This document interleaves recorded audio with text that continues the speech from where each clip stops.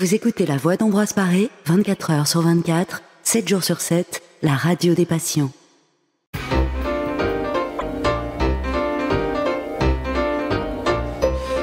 Vous êtes bien sur La Voix d'Ambroise Paré, c'est Antoine au micro, accompagné de Anne-Marie dans le cadre de son émission À plus d'un titre. Et aujourd'hui, nous allons parler philosophie avec un invité exceptionnel. Alors Anne-Marie, bonjour. Bonjour Antoine. Je te laisse présenter notre invité du jour. Je suis ravie de retrouver les auditeurs de La Voix d'Ambroise Paré sur le canal 60 de leur téléviseur. Ils peuvent nous écouter, peut-être même nous voir.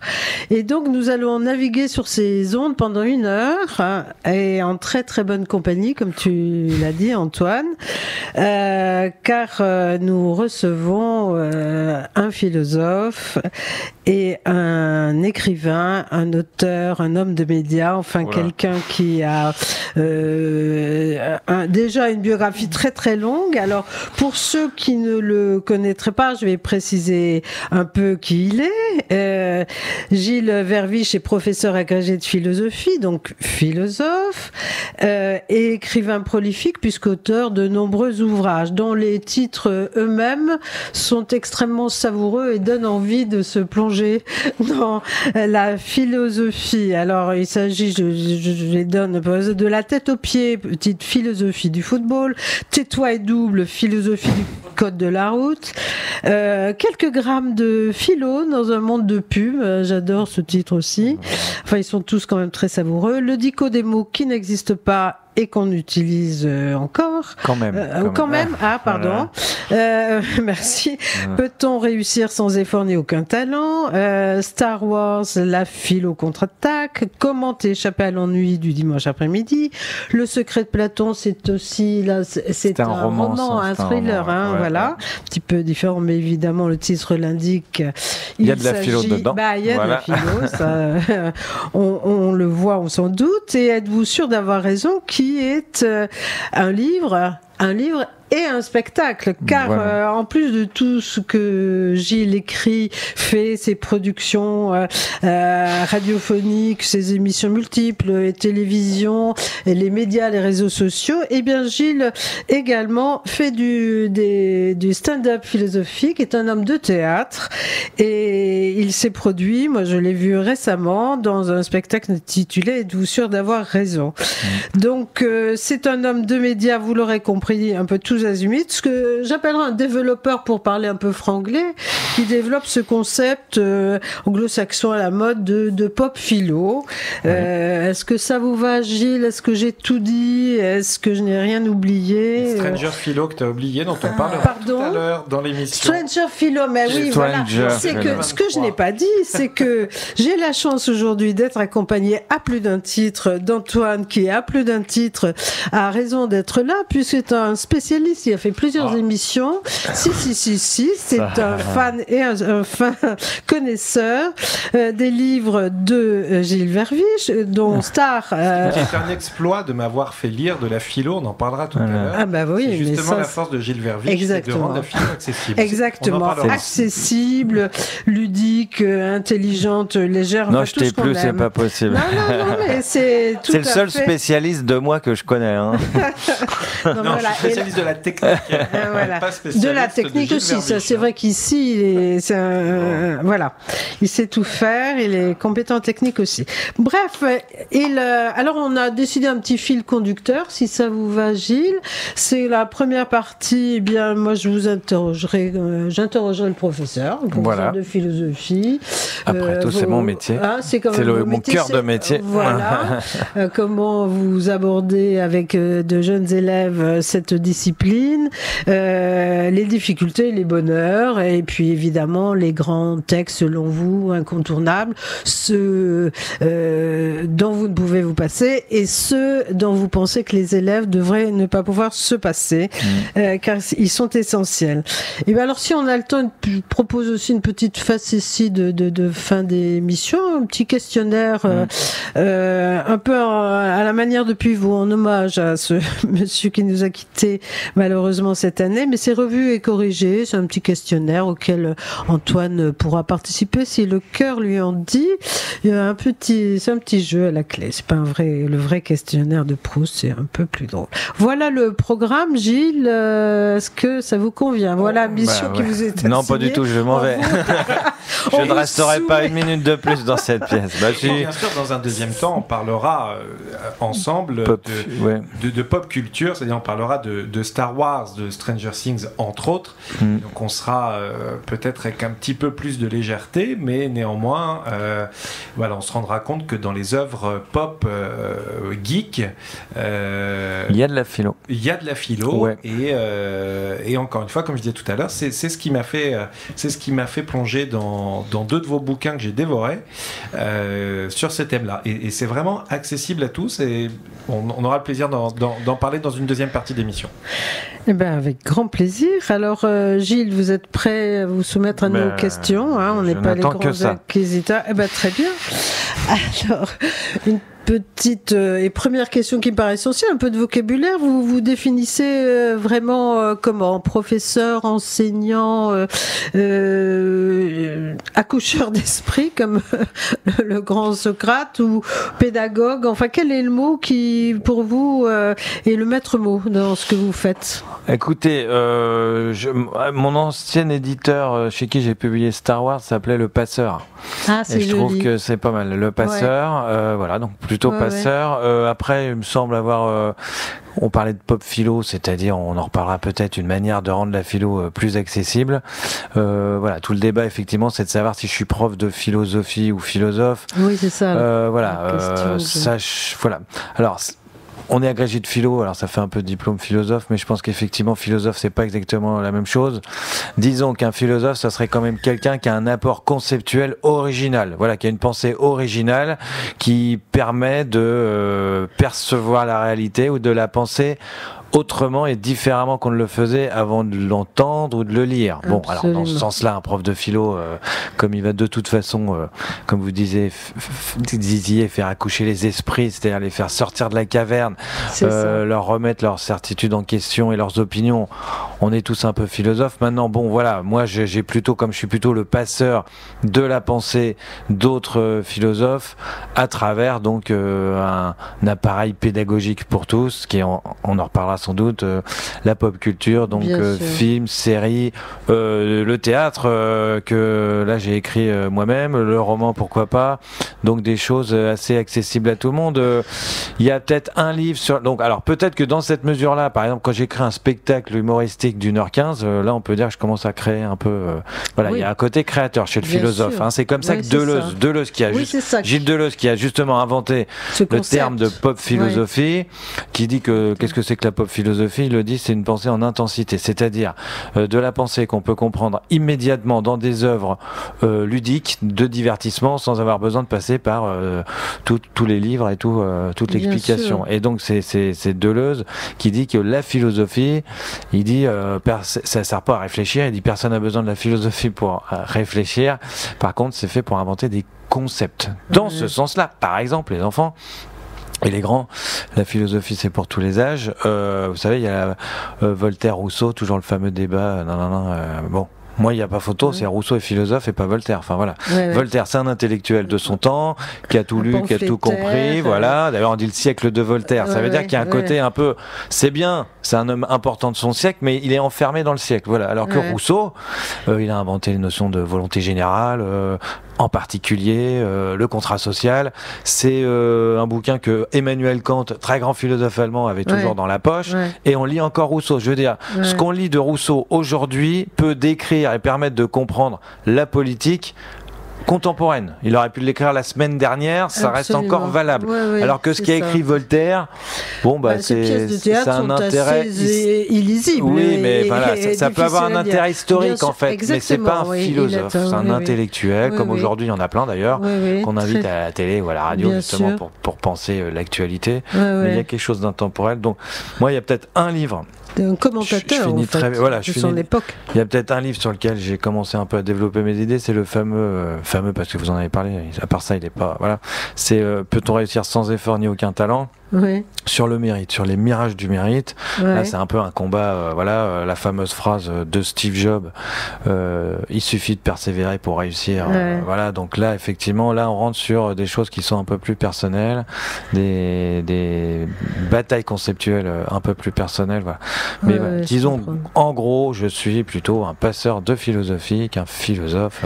Très bien. Écoutez, ils ont beaucoup de chance, vos élèves, parce que vous êtes quand même dans les lycées et à la faculté de Strasbourg aussi maintenant. Oui, j'ai commencé là. Donc vous êtes là pour ça, pour faire passer donc les grandes pensées de vos prédécesseurs. Donc ça, c'est très très important. Est-ce que ça n'est pas plus difficile à notre époque, ou est-ce que la philosophie est toujours la discipline reine, la discipline aristocratique, l'une des meilleures dans les Grecs, parce que quand même les philosophes grecs sont ceux qui surplombent absolument, dominent la pensée occidentale depuis toujours, depuis en tout cas 2500 ans en effet. Et donc cette discipline garde-t-elle auprès des jeunes élèves qui ont tellement d'apports d'infos sur les réseaux, internet, partout, enfin ça foisonne, on ne sait plus, tout le monde émet des opinions, affiche des certitudes et tout le monde croit savoir. En effet, et adhérer, n'est-il pas plus difficile pour vous, enfin est-ce que votre aura de professeur de philosophie demeure? Moi je me souviens quand j'étais jeune, faire la philosophie c'était grandir, c'était vraiment on vénérait les professeurs de philosophie. Et est-ce que ce prestige est toujours là, ou est-ce que c'est plus difficile auprès de vos élèves parce que l'enseignement est devenu quand même un peu plus horizontal, il n'y a plus d'estrade dans les classes, le maître ex-cathédrale c'est fini, l'information est devenue plus horizontale. Est-ce que c'est plus difficile, ou est-ce que c'est un challenge que au contraire vous relevez avec plaisir? Bon, on va dire que je le relève avec plaisir. Après, effectivement, paradoxalement, déjà le but c'est pas non plus d'avoir une aura. Enfin, c'est bien, si on peut intéresser, mais paradoxalement, paradoxalement, c'est assez paradoxal, c'est que les élèves ont effectivement, à notre âge, enfin même au mien, je veux dire, on doit avoir 2-3 ans d'écart, mais à mon époque, quand on rentrait c'est vrai que la philosophie c'était la matière qu'on découvrait que en terminale, la matière pour les grands. Voilà. Moi je suis de 82. Voilà. Donc j'ai fait mes cours de philo que en terminale, en plus en terminale scientifique. Et ce que tu disais tout à l'heure, quand tu disais que la vision qu'on avait du prof de philo. Alors malheureusement, je te dirais que ça n'était plus vrai déjà. Peut-être d'époque, de génération. Non, mais c'est une question de filière. C'est que j'étais en filière scientifique, en spémat. C'était mathématiques. Donc la philo, nous, on en avait. Pardon, je vais être vulgaire. On avait un peu rien à fiche. Et du coup, ça passait au second plan. Et ce que je trouve avec le recul, c'est que j'ai découvert, j'ai apprécié, j'ai compris des choses que bien plus tard. Et justement, est-ce que c'est professeur quel est le problème? Est-ce qu'on en parle trop tard de philo? Est-ce que quand on en parle c'est trop tard? Alors plutôt ou l'inverse? Alors il y a plein de choses, à dire. D'abord, je suis pas certain. Bon, maintenant, il y a plus de filière de toute façon, mais à l'époque, moi, j'ai jamais été. Ça dépend du professeur aussi. S'il prend ou pas au sérieux ses élèves. Moi, j'ai d'expérience. En général, les élèves de terminale scientifique, comme on prenait de toute façon les meilleurs, c'était aussi les meilleurs en philo. Il n'y a pas de profil scientifique ou littéraire. Absolument. Quand on est un grand scientifique, on est forcément un grand philosophe. Puis je t'interromps un quart de seconde. Vous, le philosophe, pardon, c'est que la philosophie est une science, du verbe savoir en latin, et que les plus grands philosophes étaient des scientifiques. Ils ont juste tout à fait. Pythagore, on les appelait les physiciens ou les physiologues, je sais. C'était vrai jusqu'à Pascal, jusqu'au XVIIIe siècle. Pascaliste, un très grand être géomètre. Il me semble sur quel fronton de temple grec ou d'école, d'académie grecque, nul n'entre ici s'il n'est géomètre. Enfin, c'est une science. Donc, elle soit maîtrise. et elle va de pair. C'est une science, c'est tout à fait une démarche scientifique. Hein, c'était à l'école, je crois que c'est à l'école de Platon. Il y avait écrit Nul n'entre ici s'il n'est géomètre. Et puis au temple de Delphes, il y avait écrit Connais-toi toi-même. C'était ça. C'est un peu. Oui, c'est sans doute trop tard. Après, faut prendre les choses dans l'autre sens. C'est-à-dire, je crois savoir qu'il n'y a qu'en France où on fait de la philosophie avant l'université. Dans les autres pays, en fait, on commence surtout à l'université. Donc déjà, c'est bien. Après, effectivement, donc moi, les scientifiques n'étaient pas forcément... De toute façon, tous ceux qui pensent et qui vont mourir un jour, c'est-à-dire tout le monde, normalement est fait pour être philosophe. C'est ça. Alors j'allais dire qu'aujourd'hui, on a une situation un peu paradoxale. À l'époque, donc, il y avait, quand on rentrait en terminale, il y avait un mélange d'attraction, fascination pour la philosophie. Je commence mon spectacle en disant d'ailleurs, je sais pas quel souvenir vous avez de vos cours de philo. En général, ils sont pas bons. Le prof était absent ou alors il était fou. En tout cas, il était bizarre. Voilà, on a toujours des choses. Moi, enfin, ça a marqué beaucoup de gens. Hein. Quand je dis que je suis prof de philo, tout de suite, les gens me racontent leur année de. Tu viens de le faire d'ailleurs. Leur année de philo de terminale. Aujourd'hui, bizarrement, on a ils ont beaucoup plus accès à la philo à l'extérieur, en dehors. Il y a un côté avant c'était le sacré et puis l'extérieur le profane. Là, vous allez sur YouTube, vous avez plein de vues. Moi-même j'en fais quelques-unes, mais sur tous les réseaux sociaux, vous avez des profs comme ça qui font des digestes, des cours de philo qui vulgarisent. Alors c'est bien et c'est pas bien, voilà. Le problème c'est que les élèves arrivant en terminale et pour préparer le bac pensent que pour préparer le bac, il suffit de recracher Mister Philo, je sais plus les noms, enfin voilà, il y en a pas mal.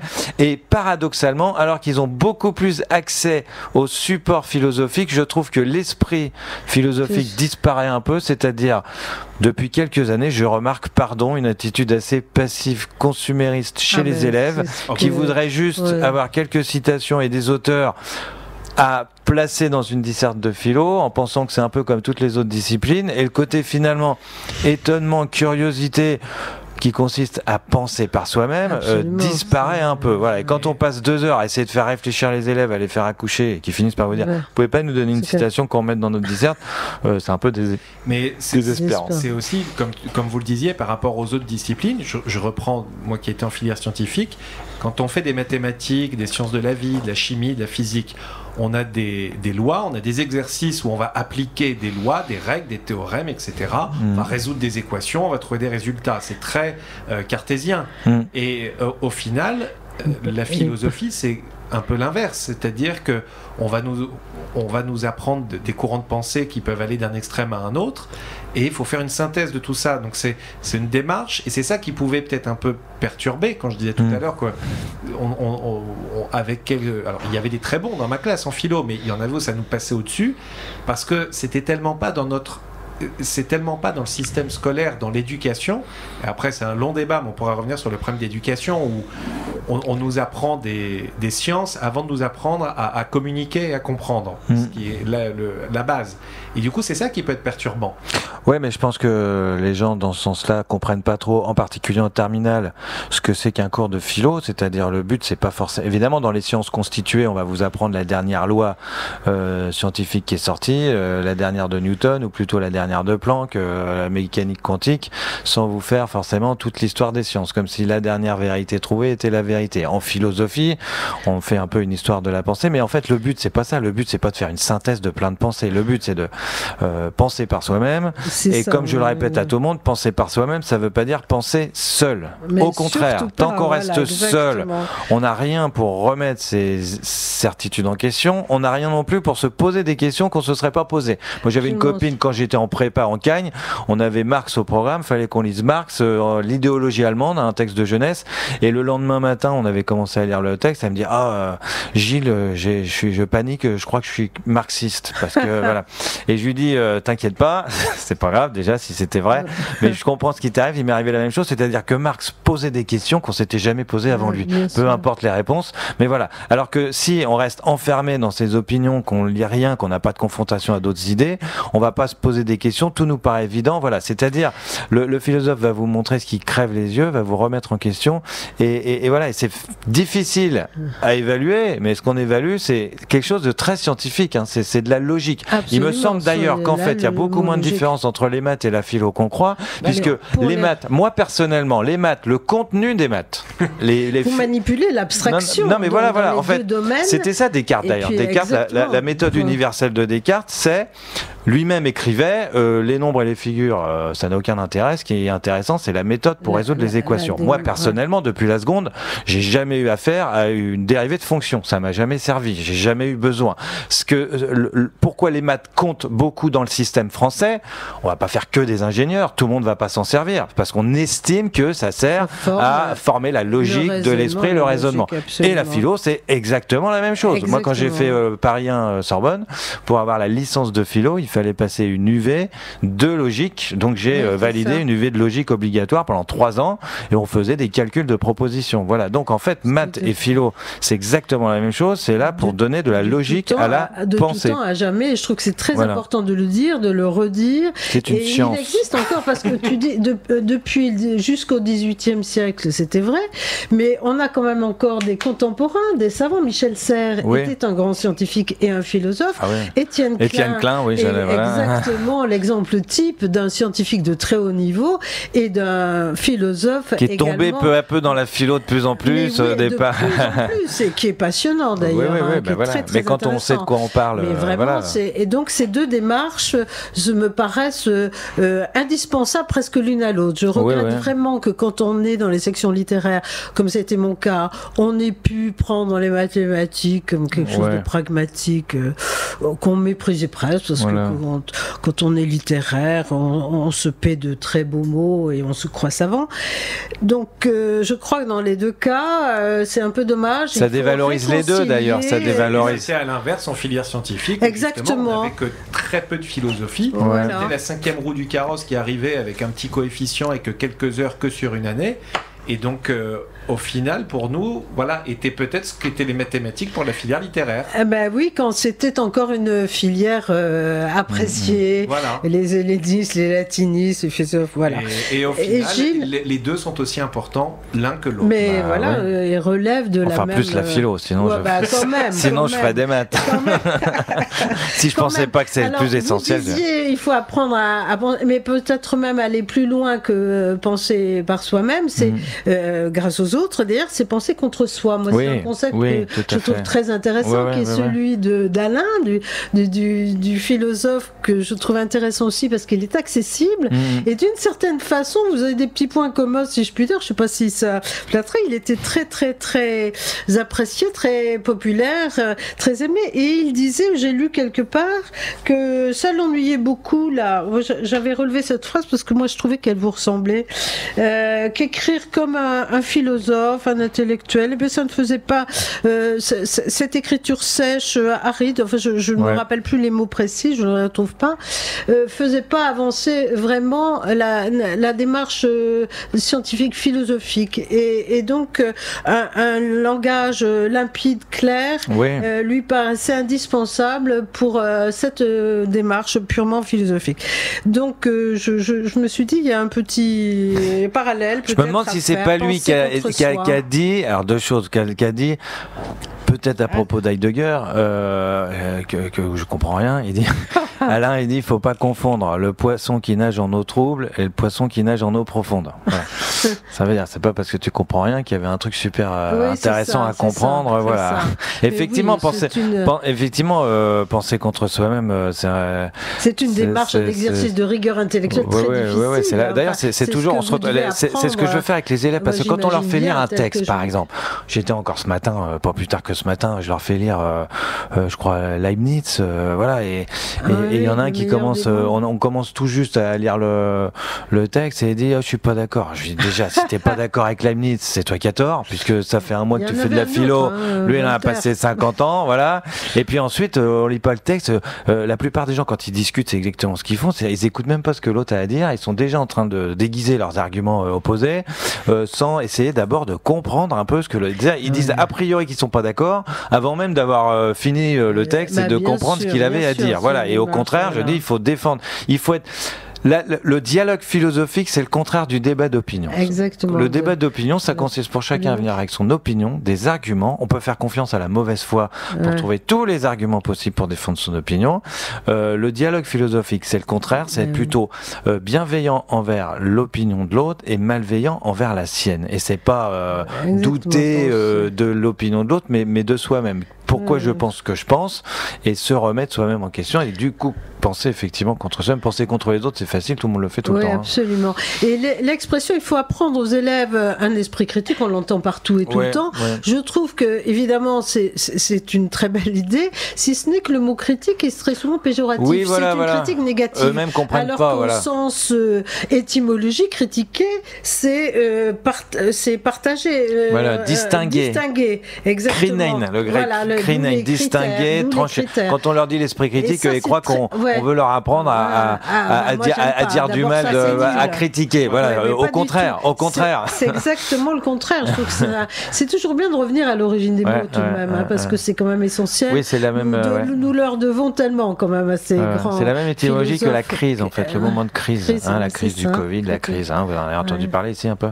Voilà, c'est le moment de crise, c'est-à-dire l'entre-deux. Voilà, l'entre-deux, le moment critique où c'est la fin de quelque chose et le début d'autre chose. Et voilà. C'est exactement ça. Alors quand vous présentez la philosophie, enfin là on en a déjà dit, et je vois comment vous la présentez à vos élèves. Alors quels sont pour vous les incontournables, les textes fondateurs que vous devez absolument, que vous souhaitez faire connaître à vos élèves, faire comprendre à vos élèves? Voilà, quels sont-ils? Eh ben, je vais vous dire qu'il n'y en a pas. C'est-à-dire que j'essaie. Il y en a plein. Ils sont tous comme je le disais. Je crois qu'on se le disait un peu hors antenne hier. Je pense que. Je vais vous donner des noms si ça vous fait plaisir, mais je veux dire, quel que soit le philosophe, ceux qu'on lit depuis 2500 ans, le premier philosophe officiel c'est Thalès, 6e siècle avant Jésus-Christ, le fameux du théorème, voilà. Mais à l'époque ils l'étaient tous, voilà, et depuis il y en a plein. Et si on lit ces philosophes, si on les découvre, c'est qu'ils ont tous, depuis 2500 ans, dit des choses intéressantes. Moi, j'essaie toujours de les attaquer par leur force, pas par leur faiblesse. Et dans ce sens-là, il n'y en a pas d'incontournable. Ils sont tous... et c'est surtout que j'ai pas envie de resservir la même sauce tous les ans, moi. Donc, moi-même, j'avance dans mes recherches. Par exemple, en ce moment, en particulier pour les cours que je commence à Strasbourg, je me suis lancé, j'ai approfondi pas mal, ce qu'on appelle le transcendantalisme américain, donc Cavell, Emerson, Thoreau, des choses que... Alors Thoreau, ça fait quelques années que je suis dessus quand même. Mais et voilà. Avec le Covid. Voilà. Et en fait, moi, tous les ans, je change un peu mon angle d'attaque et je découvre d'autres auteurs et du coup, je fais découvrir d'autres choses. Les élèves qui vont avoir une année vont pas faire exactement la même chose, ils vont pas avoir exactement les mêmes auteurs que l'année précédente. Bah oui, y a rien. Moi, je m'amuse pour rien jamais plus que quand je découvre un texte avec des élèves que j'ai pas fait. Ça c'est formidable. Il paraît que cette phrase pour apprendre rien ne vaut d'enseigner, enseigner c'est apprendre. Donc soi-même. Enfin, je veux dire, on n'est pas obligé de faire l'allégorie. Ce que je veux dire, on n'est pas obligé de faire l'allégorie des cavernes et le cogito de Descartes pour faire un cours de philo. De toute façon, officiellement c'est ça. Il y a 17 notions au programme et on fait ce qu'on veut. Voilà. Alors moi 6 voilà. C'est ça que je voulais vous demander. Alors on fait les 17 obligatoires, mais par contre à l'intérieur, on les traite comme on veut. Et si jamais moi ça vient dans la maïeutique, dans l'échange avec les élèves, à un moment que l'allégorie de la caverne, ça me paraît très utile de le faire, je le fais. Mais moi, ce que j'aime bien, c'est moi-même lire des choses, les découvrir, et puis ressortir, retravailler avec les élèves d'autres choses. Alors j'ai mes petites habitudes. J'aime beaucoup Rousseau, je vous l'ai dit. Mon auteur de chevet, bizarrement, c'est pas un philosophe pur. Oui, Rousseau, très belle écriture. Voilà. Et puis Thoreau, j'aime bien. Et puis donc c'est Pascal, moi, bizarrement, c'est pas un philosophe, qu'on a fait aussi pas mal en français. Pour la distraction, il y a parce mieux, mais je trouve qu'il écrit bien. Alors même ma spécialité au départ, entre guillemets, c'est la philosophie anglaise. J'avais fait ma maîtrise, on appelait ça à l'époque mon master sur David Hume, philosophe écossais. Et voilà, mais sinon, moi j'aime vraiment tout. C'est passionnant, tout à fait passionnant. Vos élèves ont beaucoup de chance. Eh bien, écoutez, une petite virgule musicale et puis pop philo peut-être. Eh bien, on va écouter Antoine. Abba avec Dancing Queen tout de suite sur la voie quel plaisir. Merci Antoine. Vous écoutez La Voix d'Ambroise Paré.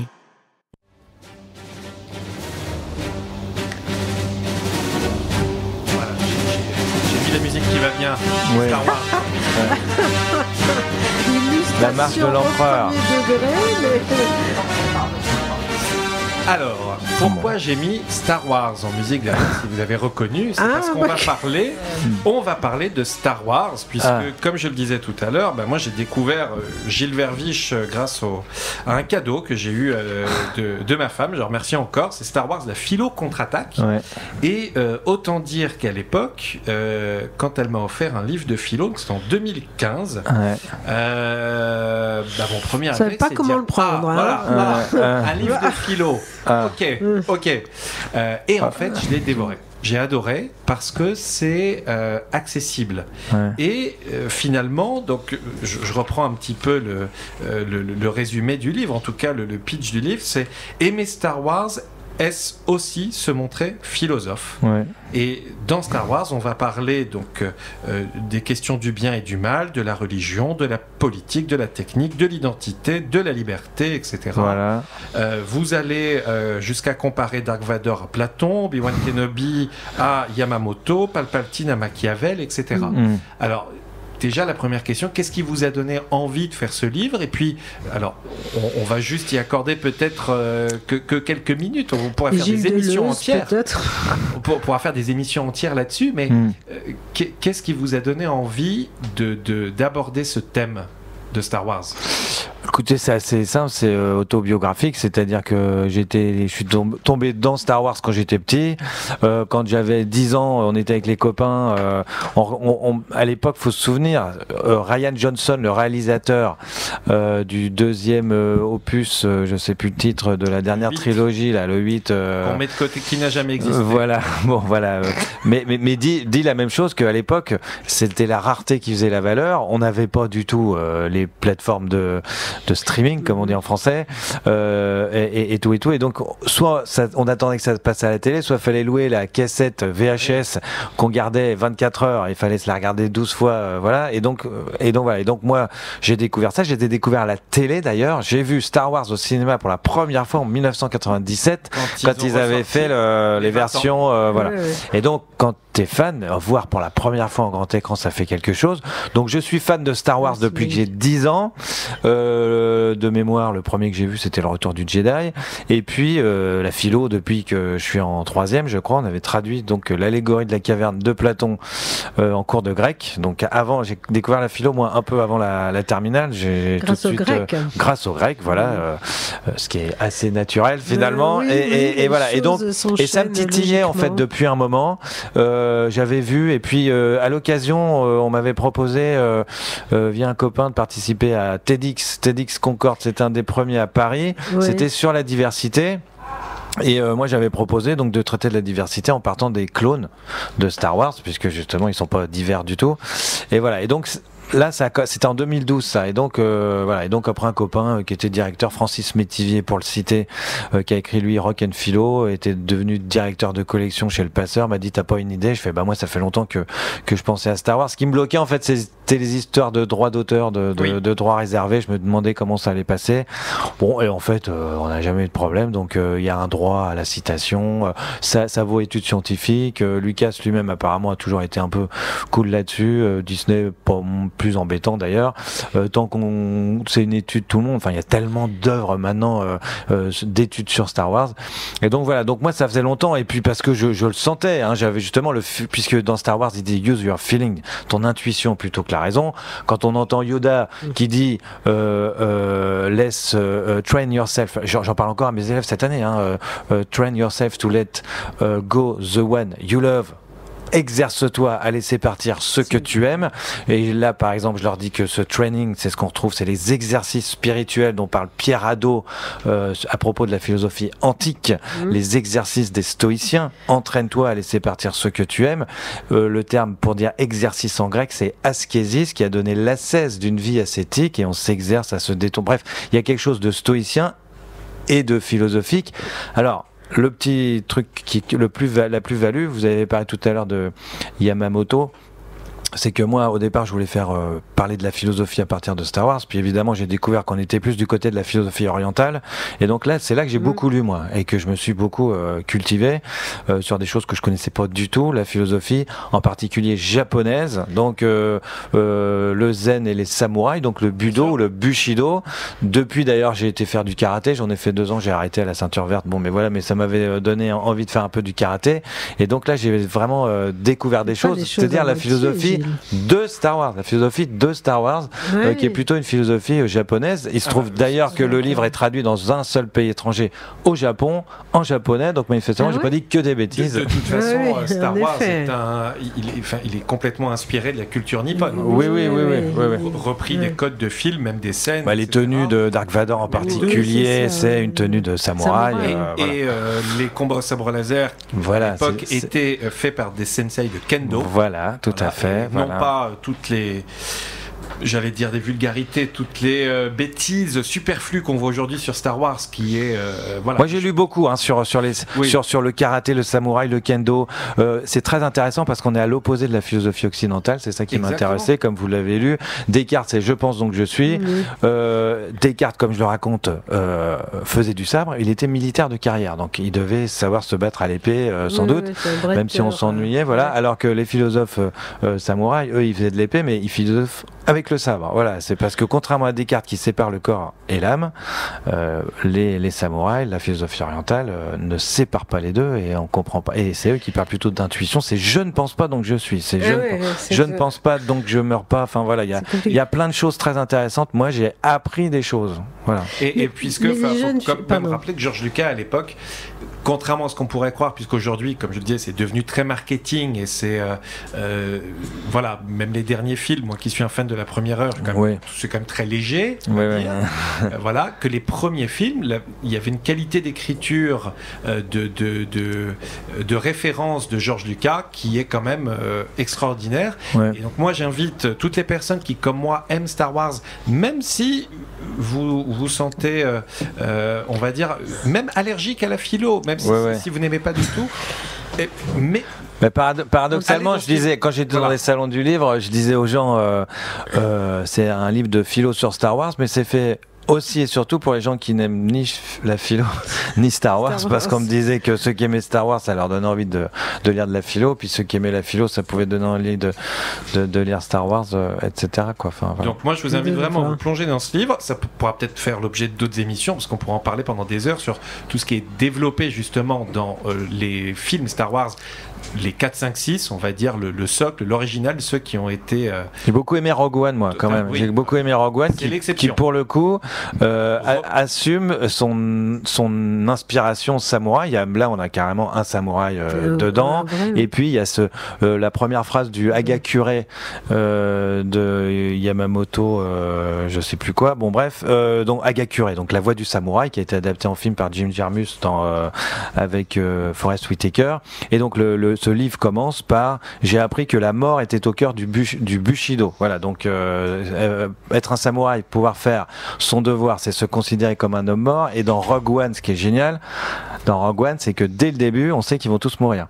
Oui. Et que donc, ils vont remplir leur mission, même les héros. Voilà, et il n'y a pas de scoop là-dessus. Et je trouve que c'est vraiment celui qui illustre le mieux les inspirations, en fait, de Star Wars. Et puis, le côté pas trop manichéen, justement, où il y a un moment...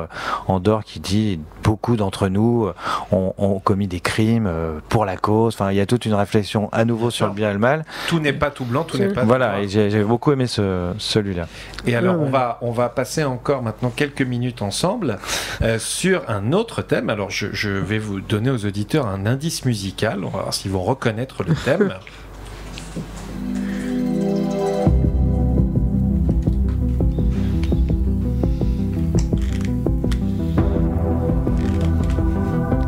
Je pense que vous avez reconnu Stranger Things.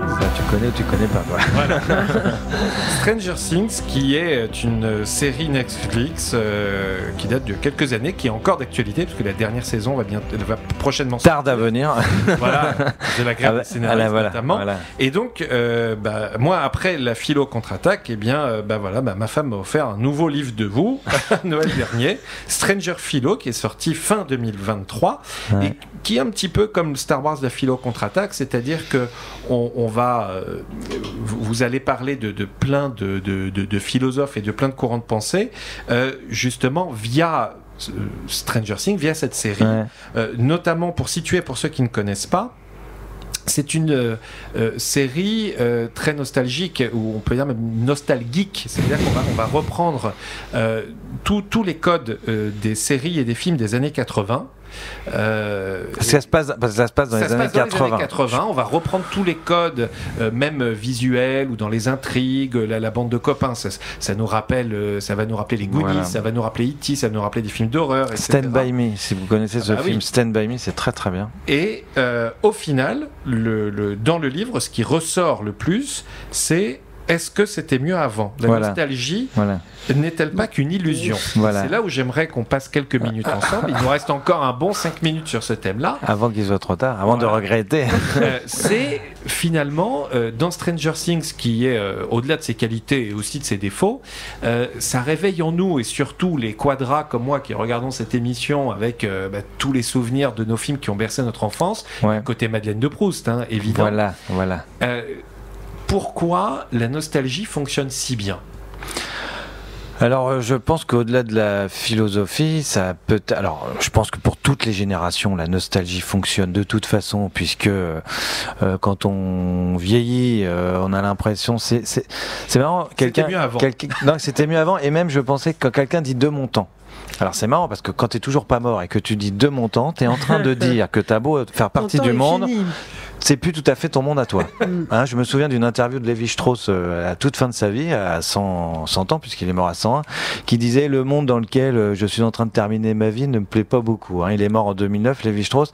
Et quelqu'un qui dit de mon temps, il est en train de dire que c'est plus le sien. Voilà. Et donc ça veut dire donc forcément on est un peu dans le regret, et n'importe qui, c'est Schopenhauer qui écrit que malheureusement personne ne peut apprécier les 3 plus grands biens de la vie, que sont la santé, la jeunesse et la liberté, parce que la santé, quand on l'a, on ne sent rien. C'est quand on est malade qu'on est content d'être en bonne santé. La jeunesse, c'est un peu pareil. Tant que vous êtes jeune, par nature, vous n'avez pas encore connu la vieillesse, donc vous ne savez pas. Et c'est quand on est vieux qu'on voilà. Donc, je pense que déjà n'importe quel être humain, quand il prend un peu d'âge, va pouvoir éventuellement, volontiers, tomber dans la nostalgie. Là, il se trouve qu'en plus, alors vous voyez que tous les ans et toutes les générations, en fait, sont nostalgiques d'une autre époque. Il y a un très bon petit film de Woody Allen là-dessus, Midnight in Paris, où c'est Owen Wilson, je crois, qui se retrouve dans les années 20. Et là, il rencontre Marion Cotillard, qui des années 20, qui elle est nostalgique du 19e siècle, etc. Pas plus tard qu'hier soir, je faisais écouter une petite chanson à mes filles qui ont 8 et 12 ans. Jessie Garonne, c'est lundi, donc c'était un morceau de 1983. Du rockabilly, voilà. Et donc il y avait toute la nostalgie des années 50. On le voit aussi dans Grease, voilà. Et aujourd'hui, on a la nostalgie des années 80, voilà. Donc à chaque fois, les gens contemporains regrettent le passé. Pourquoi ? Parce que c'était ta jeunesse, parce que j'ai l'impression que c'est comme la catégorie d'actifs, en fait. C'est la catégorie d'actifs est toujours nostalgique de sa jeunesse. Donc, dans les années 80, je pense que les actifs étaient nostalgiques des années 50. Aujourd'hui, on est nostalgique des années 80 parce que les gens, les quadras, quinquas, étaient jeunes à ce moment-là. Donc, je pense qu'il y a toujours un décalage, en fait, de 30-40 ans de la nostalgie. Dans 10 ans, ce sera les années 90. Et ça commence, d'ailleurs, déjà, voilà. Et après, il se trouve que notre époque en particulier, je pense, regarder le monde tel qu'il va, entre le Covid, la guerre en Ukraine, etc., je pense que là, de toute façon, le monde tel qu'il va nous encourage à nous réfugier vers un passé qui n'était pas si bien d'ailleurs. Encore une fois, il y a une illusion. Dans les années 80, il y avait la guerre des Malouines, il y avait le mur de Berlin, il y avait plein de problèmes. Voilà. Oui, le Moyen-Orient n'était pas non plus en très bon état. Déjà, c'est pour nous rassurer finalement. La nostalgie, est-ce qu'elle n'est pas là juste pour nous rassurer ? Alors, parce que c'est plus simple de regarder derrière que... Oui, voilà, c'est pour se rassurer. Alors après, quand on parle de la Madeleine de Proust, c'est qu'on n'est peut-être pas que dans l'illusion. Après tout, si le but de la vie, c'est de vivre des expériences, comme dirait Joseph Campbell, donc l'inspirateur de George Lucas, Joseph Campbell, prof de mythologie, qui dit, je sais pas si l'essentiel c'est de chercher, je crois que ce qui intéresse les gens, c'est pas de chercher un sens à leur vie, c'est de vivre des expériences. Voilà. Et donc, après tout, la nostalgie, c'est le plaisir qu'on prend à être triste du passé. Quand on parle de la Madeleine de Proust, si vous lisez le passage, je l'ai fait lire à mes élèves pas plus tard que la semaine dernière en spécialité, humanité, littérature et philosophie, il dit bien que c'est la Madeleine de Proust, c'est-à-dire le rapport au passé par la sensibilité, par le goût, par l'odeur. On n'est pas sur le mode du passé qui a disparu, sur le mode au contraire, il revit. Il dit, alors que j'étais triste, au moment où je mange la madeleine, je me retrouve heureux. J'étais dans une joie et c'est seulement après qu'il essaye de le comprendre. Moi, ça m'arrive aussi. Des fois, je me promène dans la rue, je sens une odeur, je sais même pas à quoi ça correspond, mais je sais que ça me projette dans le passé. C'est pour ça que, pour moi, Stranger Things fonctionne beaucoup. C'est qu'on est dans l'image et surtout la musique. J'en parle pas mal sur la saison 4. C'est-à-dire, on passe vraiment par les expressions de la sensibilité. C'est pas qu'une nostalgie dite, c'est une nostalgie sentie, vécue. Vous savez que, notamment, Kate Bush a gagné 2,5 millions de dollars en un mois en bougeant pas de son canapé grâce à son morceau qui est ressorti.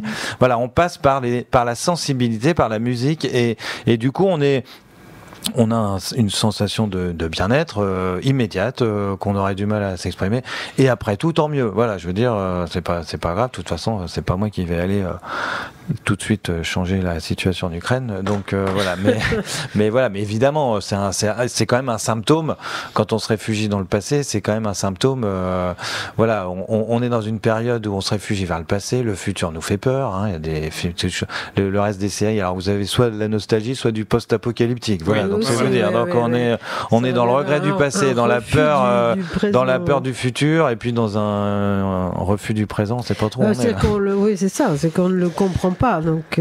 Mais le monde va affecter objectivement.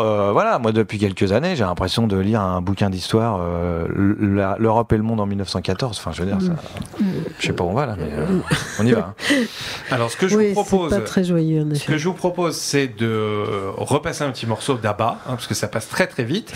Pour qu'on ça fait du bien, c'est de la nostalgie aussi, du feel good music, et c'est pour ça que j'ai pris Abba, feel good, mais il y a aussi la musique feel good. C'était mieux avant. Ouais, voilà. Non mais là c'est même pas temporel, c'est juste qu'on se perd dans la musique en fait. Hein, on se perd. Degré, voilà. Et on reviendra juste après pour conclure avec un petit quiz que nous a préparé Anne-Marie. Et donc je rappelle, le titre du livre c'est Stranger Philo, comprendre la philo avec Stranger Things. On a parlé de nostalgie, il y a plein d'autres thèmes puisque je crois qu'il fait 350 pages. Donc il y a pas mal sur je suis parti du monde à l'envers là, donc je parle beaucoup du monde et son double, le moi et son double, et le réel et son double. En particulier, je parle d'un philosophe que peu connaissent. Quand je vous ai dit que je découvre toujours, Clément Rosset, qui a beaucoup écrit sur le moi, et voilà. Et donc voilà, c'est en fait une lecture.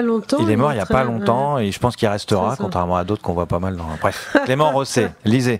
Eh bien, pas de nom, s'il vous plaît. Je vous invite à vous plonger dans ce livre.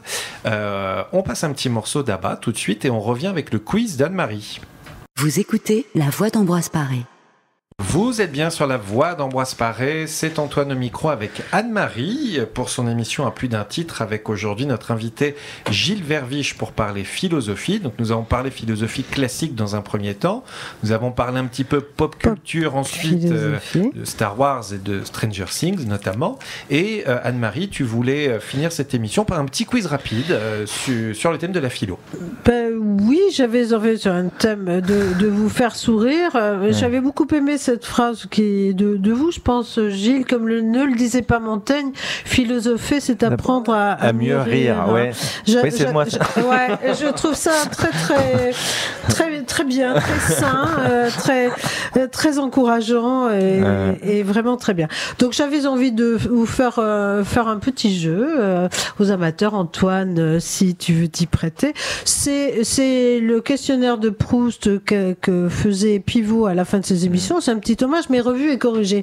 C'est-à-dire que je vais vous poser une question et j'ai envie de vous demander de deviner quelle a été la réponse de Proust. Alors vous avez plusieurs chances de les trouver parce qu'il a répondu souvent à ce questionnaire et pas toujours la même chose. Donc voilà. Et puis voilà, si ça vous va, et dire votre réponse à vous, si peut-être coïncidera-t-elle, etc. Alors, la première question, vous êtes prêts? Quel est pour vous le comble de la misère? Alors, qu'aurait répondu Proust selon vous?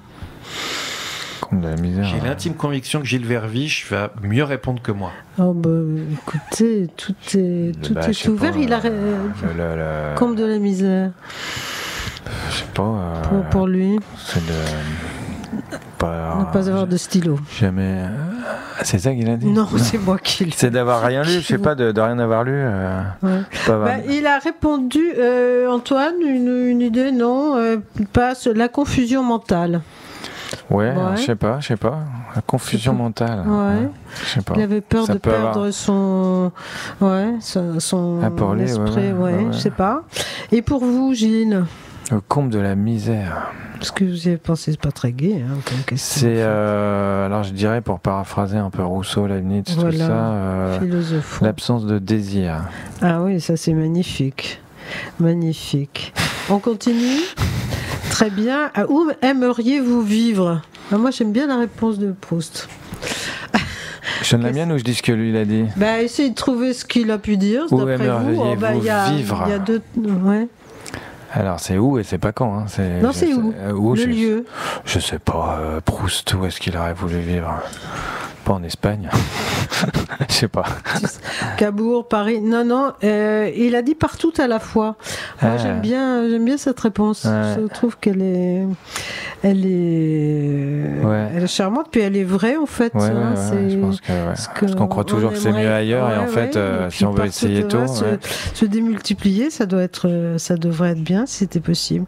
Votre idéal de bonheur terrestre? Je sais, on sait pas. Je crois qu'on sait pas. On sait pas. Moi, j'aimerais bien. Alors, c'est impossible. C'est faire des œuvres qui durent dans le temps. Ah oui. Mais c'est pas terrestre. Mais c'est voilà. Ah bah si, quand même. Voilà. Laisser une trace, quoi. C'est un peu vain comme truc, mais c'est ça, quoi. Non, je pense bien.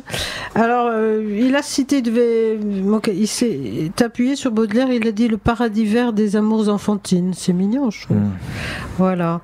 Et enfin, il y en a plein d'autres, mais pour quelle faute avez-vous le plus d'indulgence? Alors, à votre avis, le grand Marcel? C'est pas mal comme question. Pour quelle faute avez-vous le plus d'indulgence?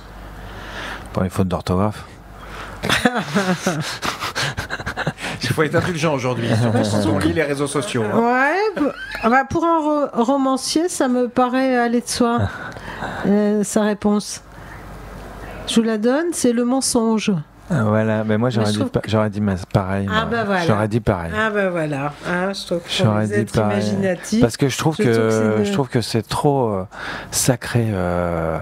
C'est devenu via les États-Unis le péché mortel, le mensonge, alors que on peut avoir, ça on apprend en philo, il peut y avoir des bonnes raisons de mentir, toutes les vérités sont pas bonnes à dire, quelqu'un peut te dire quelque chose de très blessant, et puis mais c'est la vérité, mais on s'en fout, enfin, je veux dire, qu'est-ce que ça fait, la vérité a pas une valeur forcément en elle-même, et puis voilà, il y avait alors si vous voulez, j'ai vu un très bon film sur Netflix, peut-être, c'était avec Ricky Gervais, donc stand-up humoriste, ça s'appelle The Invention of Lie, l'invention du mensonge, où ça se passe, on imagine une société dans laquelle le mensonge n'existe pas, parce que c'est des humains qui savent pas mentir, et du coup tout ce qu'ils disent est toujours la vérité. Alors ils s'entretuent. Non, pas du tout, ils ont l'habitude de toujours dire tu m'aimes, non je t'aime pas du tout, t'es moche, alors voilà. Et lui un jour dans cette société, il ment à sa mère qui est en train de mourir. Elle dit, est-ce que tu crois qu'il y a quelque chose après la mort? Il lui dit oui. Et il découvre qu'il peut mentir. Et comme tout le monde dit toujours la vérité. Alors déjà, quand on va au cinéma, c'est que des documentaires, parce que qui dit pas de mensonge dit pas d'imagination. Ils sont pas capables de penser, de se décoller de la réalité. Voilà. Et donc, ce qui est génial, c'est que dans ce monde-là, il n'y a pas de fiction.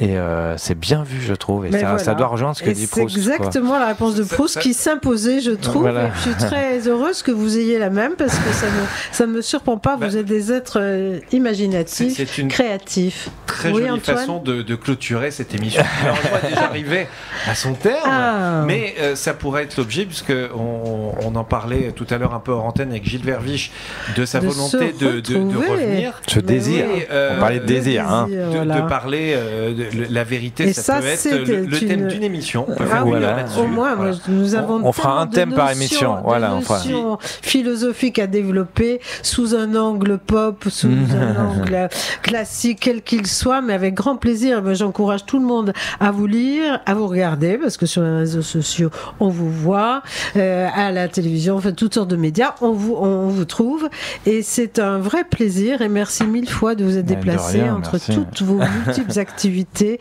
Gilles, un grand merci. De rien, merci à vous. Antoine pour cette participation magnifique. C'était un plaisir de co-animer, et puis on va souhaiter à tous nos patients auditeurs un prompt rétablissement, un bon retour chez eux. Voilà. Et aller faire un petit tour sur Internet, sur les réseaux sociaux, pour aller voir un peu l'actualité de Gilles Verviche, pour voir un petit peu ses livres, les découvrir comme j'ai pu les découvrir, et même des novices comme moi, et des gens qui même n'appréciaient pas ou qui avaient des idées reçues sur la philosophie, peuvent finalement prendre beaucoup de plaisir et apprendre beaucoup de choses.